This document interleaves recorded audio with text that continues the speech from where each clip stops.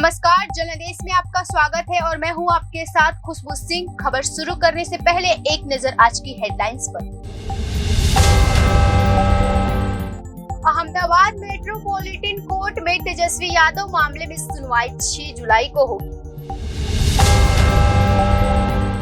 बुधवार को यानी आज पीएम आवास में हुई बीजेपी की बड़ी बैठक, सरकार और संगठन में फेरबदल के आसार।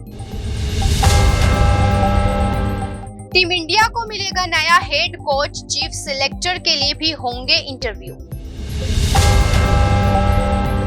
आदि पुरुष मेकर्स को हाई कोर्ट की फिर लताड़, कुरान पर एक छोटी डॉक्यूमेंट्री बनाई जाती तो कानून व्यवस्था का क्या होता हाल। दिल्ली एनसीआर में मौसम हुआ सुहाना, तेज हवाओं के साथ झमझमाकर हुई बारिश। यूनिफॉर्म सिविल कोड पर राजनाथ सिंह का बड़ा बयान सामने आया है। उन्होंने कहा, अगर कोई यह चाहता है कि जितनी मर्जी उतनी शादी कर ले तो ये भारत में नहीं चलेगा। 4 जुलाई से कांवड़ यात्रा शुरू, ये कांवड़िए नहीं ले पाएंगे उत्तराखंड में एंट्री। 30 जून को होगी कई राज्यों की ऑनलाइन बैठक। राहुल हुए मणिपुर रवाना, 2 दिन राहत कैंपों का दौरा करेंगे। सिविल सोसाइटी में मेंबर्स से मिलेंगे। यहां हिंसा में अब तक 131 लोगों की मौत हो चुकी है। ये थी अभी तक की बड़ी और अहम खबरें। अब समाचार विस्तार से। गुजरातियों को कथित तौर पर ठग कहने के मानहानि के मामले में तेजस्वी यादव के खिलाफ एक बार फिर सुनवाई अगली तारीख के लिए टल गई है। 3 गुजरातियों ने तेजस्वी यादव के बयान के खिलाफ अपना बयान दर्ज किया है, जिसमें उन्होंने गुजरात की अस्मिता और गुजराती होने के नाते खुद को ठेस पहुंचाने की बात अदालत के सामने रखी। इस मामले में अब तक कुल 13 गवाहों के बयान दर्ज हो चुके हैं और भी कुछ लोगों के बयान दर्ज होने बाकी हैं। गौरतलब है कि तेजस्वी यादव ने मीडिया के सामने एक बयान में ये कहा था कि सभी ठग गुजराती ही क्यों होते हैं।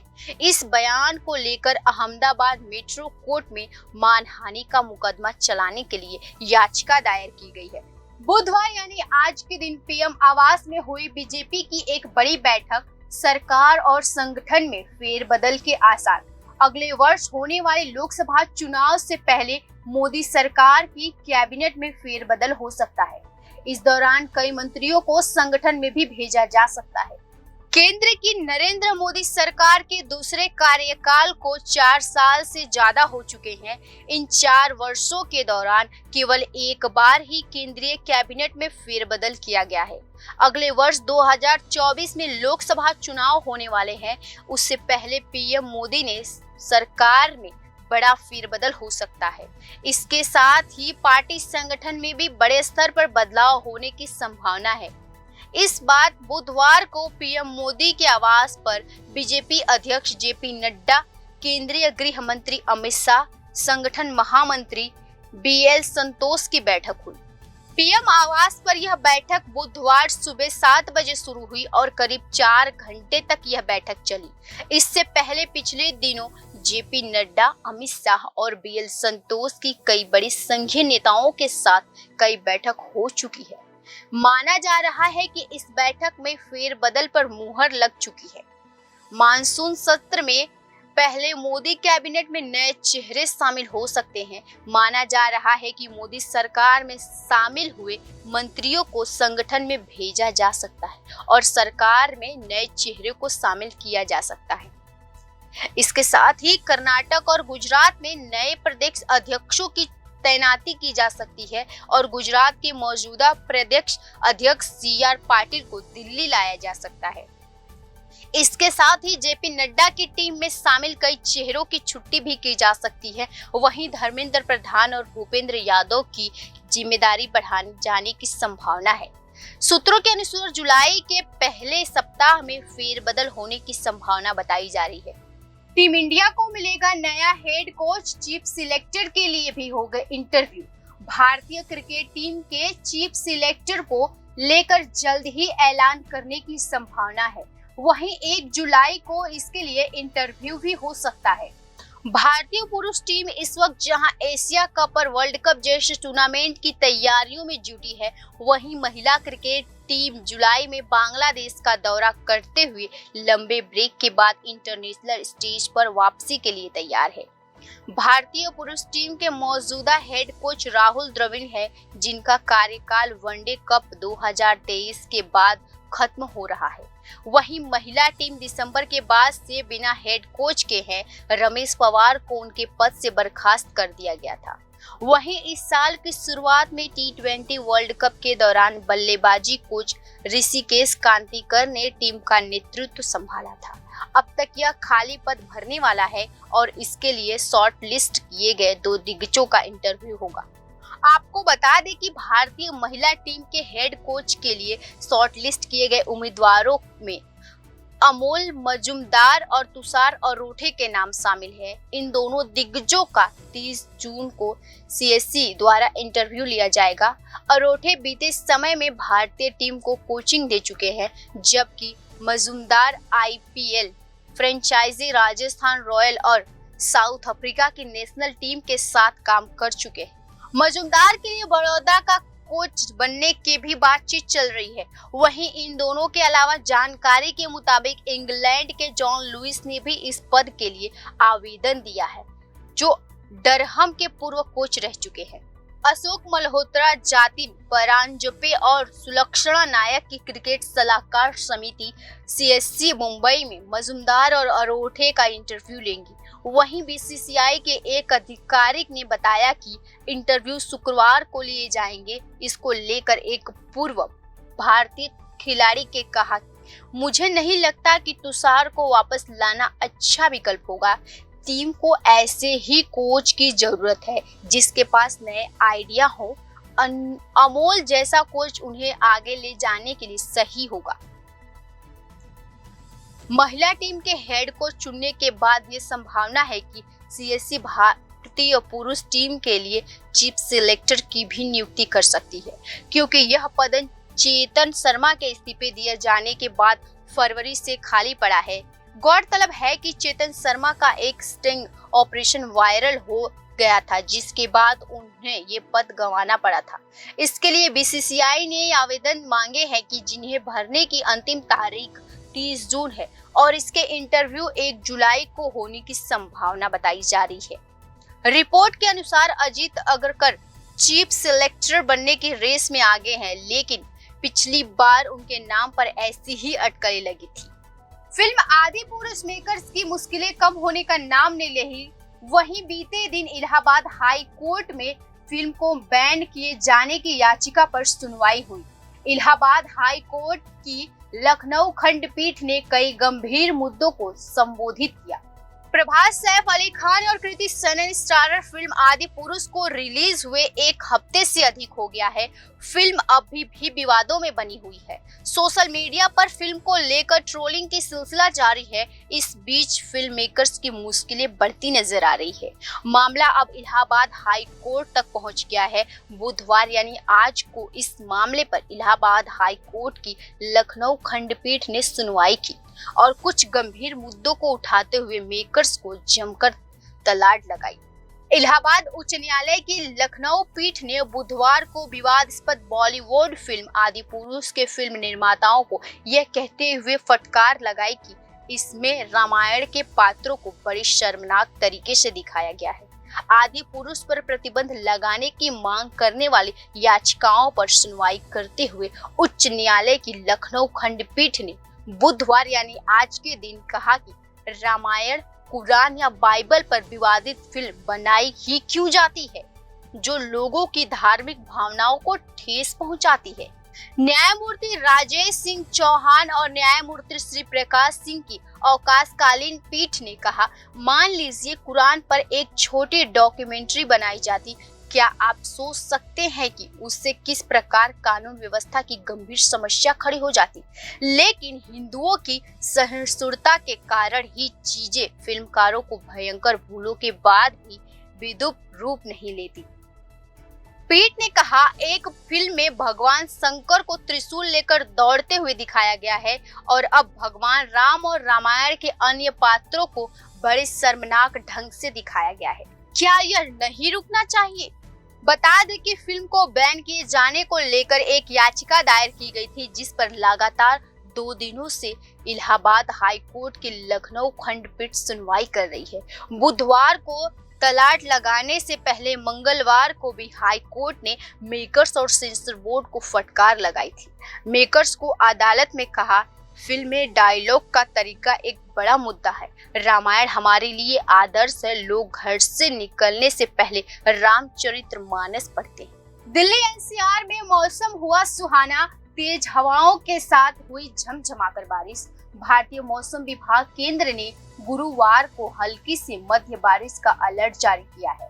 दिल्ली में 25 जून को ही मानसून आ चुका है, जिसके बाद से ही दिल्ली वासियों अच्छी बारिश का इंतजार कर रहे थे। भारतीय मौसम विभाग केंद्र ने गुरुवार को हल्की से मध्य बारिश का अलर्ट जारी किया है। दिल्ली एनसीआर में गुरुवार सुबह तेज हवाओं के साथ बारिश ने मौसम को सुहाना बना दिया। इसी वजह से तापमान में अच्छी खासी गिरवट देखने को मिली। दिल्ली में 25 जून को ही मानसून ने एंट्री ले ली थी, जिसके बाद कई जगहों पर भारी बारिश हुई, लेकिन दिल्ली वाले अभी भी अच्छी बारिश का इंतजार कर रहे हैं। मौसम विभाग ने गुरुवार से लेकर 2 जुलाई तक हल्की बारिश की संभावना बताई है। राजधानी दिल्ली में बारिश ने पिछले 13 वर्षों का रिकॉर्ड तोड़ दिया। जून महीने में पिछले 13 वर्षों में इतनी बारिश कभी नहीं हुई। इस साल जून के महीने में लगभग 15 दिन बारिश हुई है।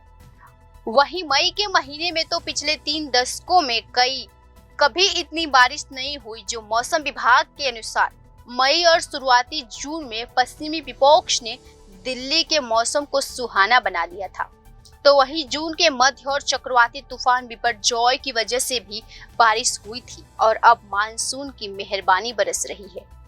प्रधानमंत्री नरेंद्र मोदी के बयान के बाद देश में एक बार फिर यूनिफॉर्म सिविल कोड यानी समान नागरिक संहिता पर जोरदार घमासान शुरू हो गया है। दिल्ली में भी अचानक हलचल तेज हो गई है।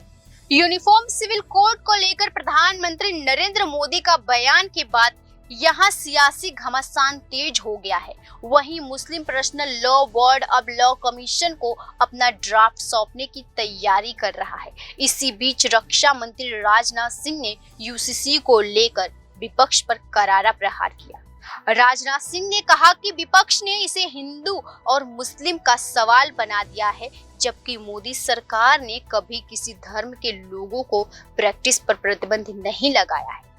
रक्षा मंत्री ने कहा कि सरकार उसी वचन को पूरा करने जा रही है जो संविधान में लिखा है। कोई ये आजादी मांगे कि हम कितनी शादी करें तो ये भारत में नहीं होगा। वह जोधपुर के शेरगढ़ के केंद्र सरकार के 9 साल पूरे होने के बाद उपलक्ष्य में आयोजित एक रैली को संबोधित कर रहे थे। इस दौरान उन्होंने कहा, हम वही करने जा रहे हैं जो संविधान निर्माताओं ने संविधान में लिखा है। नीति निर्देश सिद्धांतों में हम वही लागू करने जा रहे हैं। हम उनका वादा पूरा करने जा रहे हैं। हम पर आरोप क्यों लगाया जा रहा है? उन्होंने आगे कहा, क्या पंडित जवाहरलाल नेहरू संविधान सभा में नहीं थे? क्या वल्लभ भाई पटेल और बाबा साहब भीमराव अंबेडकर वहां नहीं थे? मोदी को बदनाम क्यों किया जा रहा? उन्होंने आगे कहा, अगर कोई ये चाहता है उसे यह आजादी मिल जाए कि जितनी मर्जी उतनी शादी कर ले, तो ये भारत में नहीं होगा। राजनाथ सिंह ने आगे कहा कि महिलाओं का सम्मान हमारी प्रतिबद्धता है, चाहे वो किसी भी जाति धर्म पंथ की हो। सिंह ने कहा, क्या हम गलत कर रहे हैं? हम माताओं बहनों को सम्मान दे रहे हैं। हमने अपने घोषणा पत्र में भी कहा था, तो फिर क्यों विरोध किया जा रहा है? हर चीज को सांप्रदायिक रंग देने की कोशिश की जा रही है। हम ऐसे देश चलाने नहीं देंगे। कांवड़ यात्रा के दौरान कई यात्री बिना परमिट और अनफिट वाहनों से आते हैं। इस बार ऐसे वाहनों को उत्तराखंड में एंट्री नहीं दी जाएगी। इसके अलावा जुगाड़ में बनाए गए अवैध वाहन राज्य में एंट्री नहीं कर पाएंगे। 4 जुलाई से भगवान शंकर के प्रिय महीना सावन की शुरुआत हो रही है। खरमास होने की वजह से इस बार सावन अंग्रेजी कैलेंडर के अनुसार लगभग 2 महीने का होगा। सावन के दौरान देश भर में अलग अलग तरह का माहौल रहता है। भगवान शिव के भक्त कांवड़ यात्रा के लिए निकलते हैं। इस दौरान उत्तराखंड के हरिद्वार और ऋषिकेश में खासा भक्त जुटते हैं। सावन महीने के दौरान राज्य में करोड़ों की संख्या में शिव भक्त उत्तराखंड के हरिद्वार पहुंचते हैं और यहां से जल लेकर शिवालयों में अर्पित करते हैं। हर बार की तरह इस बार भी लाखों करोड़ों शिव भक्त उत्तराखंड पहुंचने की तैयारी में है। इसके लिए राज्य सरकार भी तैयार है। इस बार बिना परमिट और जुगाड़ से बनाए गए अवैध वाहन राज्य में एंट्री नहीं कर पाएंगे। इसके लिए उत्तराखंड परिवहन ने उत्तर प्रदेश, दिल्ली, हरियाणा, राजस्थान, पंजाब, चंडीगढ़ व हिमाचल प्रदेश को पत्र लिखा है। पत्र में इन सभी राज्यों के परिवहन आयुक्तों से अपनी राज्यों की सीमा में ही बिना परमिट व नियम विरुद्ध बनाए गए वाहनों पर रोक लगाने के लिए कहा गया है। इसके साथ ही सभी राज्यों के आयुक्तों के साथ 30 जून को ऑनलाइन बैठक भी आयोजित की गई थी। इस बैठक में तैयारियां और यात्रा की रूपरेखा पर चर्चा की गई। माना जा रहा है कि इस बार उत्तराखंड में 5 करोड़ से भी ज्यादा कांवड़िया पहुंचेंगे, जिनमें से कुछ शरारती तत्व हथियार, हल्की लाठी व डंडे लेकर भी चलते हैं। ऐसे यात्रियों को उनके राज्य की ही सीमा में रोकने के लिए उत्तराखंड सरकार ने राज्य सरकार से निवेदन किया है, जिससे यात्रा के दौरान किसी भी तरह का माहौल ना बिगड़े और यात्रा सुगम और सुरक्षित रूप से संपन्न हो सके। राज्य में जारी हिंसा के बीच कांग्रेस नेता राहुल गांधी आज मणिपुर के लिए रवाना हुए। 29 और 30 को मणिपुर में रहेंगे। मणिपुर कांग्रेस अध्यक्ष ओकराम इबोबी सिंह ने कहा कि राहुल इम्फाल और चुराचांदपुर में कई राहत शिविरों का भी दौरा करेंगे। साथ ही सिविल सोसाइटी के नेताओं, सीनियर सिटीजन और कई नेताओं से भी मिलेंगे। मणिपुर में 3 मई से कुकी और मैतेई समुदाय के बीच हिंसा जारी है। हिंसा में अब तक 131 लोगों की मौत हो चुकी है। हिंसा को देखते हुए राज्य में 30 जून तक इंटरनेट पर प्रतिबंध लगा दिया गया है। वहीं सर्वदलीय बैठक में गृह मंत्रालय ने हिंसा में अब तक 131 लोगों की जानकारी दी थी। वहीं 419 लोग घायल हुए हैं। आगजनी की 5000 से ज्यादा घटनाएं हुई हैं। 6000 मामले हुए हैं और 144 लोगों की गिरफ्तारी। राज्य में 36,000 सुरक्षा कर्मी और 40 आईपीएस तैनात किए गए हैं। मणिपुर में बीते महीने हिंसा के दौरान लूटे गए 5000 से ज्यादा हथियार उग्रवादियों की ओर से बेचे जा रहे हैं। इसका खुलासा सेना और पुलिस के जवानों द्वारा 4 हथियार तस्करों की गिरफ्तारी से हुआ। एक रिजर्व बटालियन में कुक को भी इस सिलसिले में पकड़ा गया था। हालांकि उसके नाम पर खुलासा नहीं हुआ है। इस तस्करों के पास 4 mm कार्बाइन, कुछ मैगजीन, एयर पिस्टल, गोला बारूद के अलावा 21 जिंदा कारतूस और 2.6 लाख रुपए नगद भी मिले हैं। वहीं नागालैंड में असम राइफल्स और कोहिमा पुलिस से ने संयुक्त अभियान में मणिपुर जा रहे हथियारों की बड़ी खेप पकड़ी है। इसमें 2 पिस्तौल, 4 मैगजीन, गोला बारूद और अन्य विस्फोटक सामान बरामद किया गया है। मणिपुर हिंसा के शुरुआती चरण में पुलिस, थाना और सुरक्षा बलों से लूटे गए 4/4 हथियार वापस हासिल कर चुके हैं। अब तक 1100 हथियार, 13,702 गोला बारूद और विभिन्न प्रकार के 250 बम बरामद किया गया है। छत्तीसगढ़ में चुनाव से पहले कांग्रेस का बड़ा फैसला, टीएमसी शिवदेव को बनाया डिप्टी सीएम। इस बैठक के बाद छत्तीसगढ़ के सीएम भूपेश बघेल ने भी एक ट्वीट किया। उन्होंने अपने ट्वीट में लिखा है कि इस बैठक में छत्तीसगढ़ के मॉडल से जनता के जीवन में आ रहे बदलाव एवं आगामी विधानसभा चुनाव को लेकर अहम चर्चा होगी।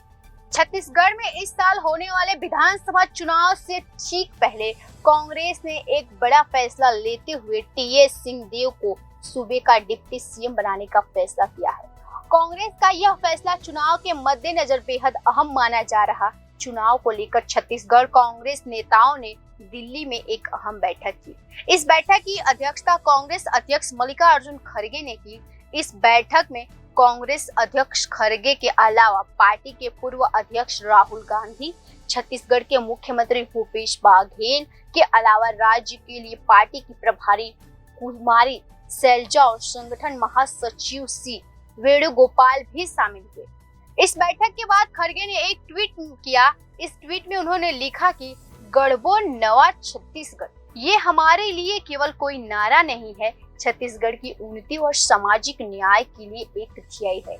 छत्तीसगढ़ की जनता और कांग्रेस पार्टी में उनका अटूट विश्वास है, विकास की अविरल धारा को आगे बढ़ाता रहेगा।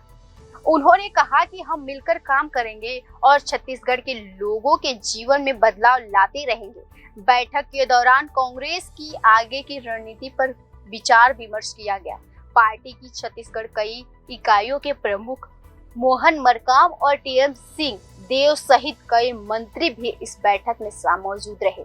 इस बैठक के बाद छत्तीसगढ़ के सीएम भूपेश बघेल भी ट्वीट किए। उन्होंने अपने ट्वीट में लिखा कि इस बैठक में छत्तीसगढ़ के मॉडल से जनता के जीवन आ रहे हैं, बदलाव एवं आगामी विधानसभा चुनावों को लेकर अहम चर्चा हुई। इसके साथ ही उन्होंने इस चुनाव को लेकर ही अपने ट्वीट में है तैयार हम का हैशटैग भी इस्तेमाल किया। असम राज्य आपदा प्रबंधन प्राधिकरण की रिपोर्ट के अनुसार इस साल बाढ़ की वजह से राज्य में 1 लाख से भी ज्यादा लोग प्रभावित हुए हैं और अब तक 7 लोगों की मौत हो चुकी है। असम में हर वर्ष बाढ़ आती है और लाखों लोग इस बाढ़ की चपेट में आते हैं। सरकार हर वर्ष बाढ़ से निपटने के लिए बेहतर प्रतिबंध की बात करती है, लेकिन जरा सी बारिश में ही उसके दावे बाढ़ में पानी में डूब जाते हैं। इस साल भी बाढ़ की वजह से राज्य के कई इलाके जलमग्न हो चुके हैं। लाखों लोग बाढ़ की वजह से प्रभावित हैं और अब तक 7 से ज्यादा लोगों की मौत हो चुकी है। हालांकि बुधवार यानी आज के दिन राज्य में बाढ़ की हालात में कुछ सुधार आया। जानकारी के अनुसार बुधवार को बाढ़ की स्थिति में कुछ सुधार आया, लेकिन इसमें एक और व्यक्ति की जान चली गई तथा 6 जिलों में करीब 83,000 लोग अब भी इस प्राकृतिक आपदा से प्रभावित है। असम राज्य आपदा प्रबंधन प्राधिकरण की एक रिपोर्ट के अनुसार ग्वापारा जिले के रोंगजुली में बाढ़ के कारण एक व्यक्ति की मौत हो गई। इस साल बाढ़ की वजह से राज्य में अब तक 7 लोगों की मौत हो चुकी है। प्राधिकरण के अनुसार बारपेटा, कामरूप, लखीमपुर, नलबारी, सेनीतपुर और उदालगुरी जिलों में 82,900 से अधिक लोग बाढ़ से प्रभावित हुए हैं। इसमें बताया गया है कि बाढ़ से सर्वाधिक प्रभावित बारपेटा हुआ है, जहां 60,700 लोग प्रभावित हुए। प्राधिकरण के अनुसार लखीमपुर में 18,600 से अधिक लोग, सेनीतपुर में करीब 1,400 लोग बाढ़ से विभीषिका झेल रहे हैं। मंगलवार तक राज्य में 7 जिलों में करीब 1,20,000 लोग बाढ़ से प्रभावित हुए। प्राधिकरण ने एक दिन पहले कहा था कि ब्रह्मपुत्र और उसकी सहायक नदियों में जलस्तर घट रहा है तथा ये नदियां अब कहीं भी खतरे के निशान से ऊपर नहीं बह रही है। प्रशासन कामरूप जिले में एक राहत शिविर संचालित कर रहा है, जहां 4 लोगों ने शरण ले रखी है। प्रशासन 6 जिलों में 105 राहत वितरण केंद्र संचालित कर रहा है। प्राधिकरण के अनुसार बाढ़ के कारण 395 गांव जलमग्न हो गए हैं, जबकि 1859.91 हेक्टेयर क्षेत्र में लगी फसल बर्बाद हो गई है। फिलहाल के लिए इतना ही। खबरों में बने रहने के लिए देखते रहिए जन आदेश।